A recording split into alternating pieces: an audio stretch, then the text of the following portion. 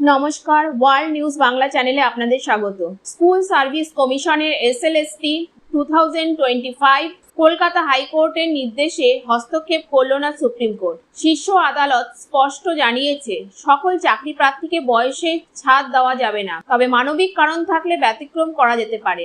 এই সিদ্ধান্তে কয়েক হাজার চাকরিহারা শিক্ষক এসএলএসটি 2025 পরীক্ষায় বসতে পারবেন না বলে স্পষ্ট হয়েছে। 26,000-এর বেশি চাকরি বাতিলের রায় দেওয়ার পর নতুন বিজ্ঞপ্তি জারি করেছিল এসএসসি, কিন্তু বিজ্ঞপ্তির একাধিক নিয়ম নিয়ে আপত্তি জানিয়ে কলকাতা হাইকোর্টে যান চাকরিহারা প্রার্থীরা।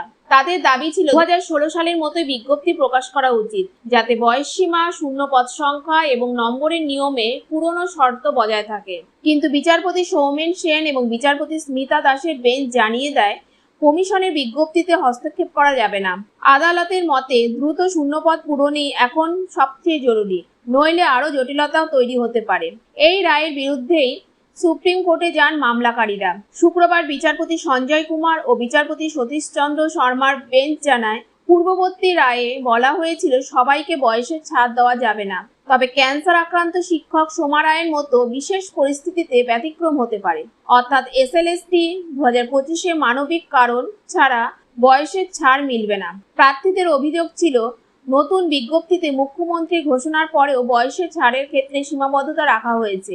কমিশন জানিয়েছে, সাধারণ প্রার্থীদের বয়সসীমা 21 থেকে 40 বছর, ওবিসি, এসসি, এসটি ও শারীরিক প্রতিবন্ধীদের ক্ষেত্রে নিয়ম অনুযায়ী ছাড় থাকবে। এছাড়া শুধুমাত্র বিশেষ পরিস্থিতিতে চাকরিহারা প্রার্থীদের জন্য বয়সের ছাড় প্রযোজ্য হবে। উল্লেখ্যভাবে 2016 সালের নিয়োগ মামলায় সুপ্রিম কোর্টের রায়ে 25,772 জনের চাকরি বাতিল হয়, যেখানে একমাত্র ব্যতিক্রম ছিল ক্যান্সার আক্রান্ত সোমা রায়। তৎকালীন প্রধান বিচারপতি সঞ্জীব খান্না ও বিচারপতি সঞ্জয় কুমার মানবিক কারণ দেখিয়ে তার চাকরি বহাল রাখেন। বীরভূমের নলহাটি 1 নম্বর ব্লকের মধুরা হাই স্কুলে বাংলা শিক্ষক হিসেবে তিনি এখনো কর্মরত।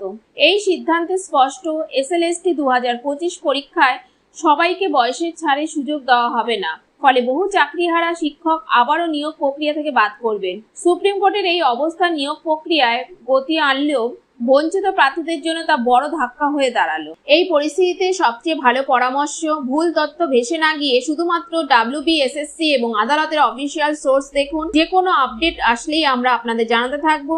নিয়মিত চোখ রাখুন আমাদের চ্যানেলে। নতুন আপডেট পেতে চ্যানেলটিকে সাবস্ক্রাইব করে রাখুন এবং ভিডিওটিকে লাইক এবং শেয়ার করুন। ধন্যবাদ।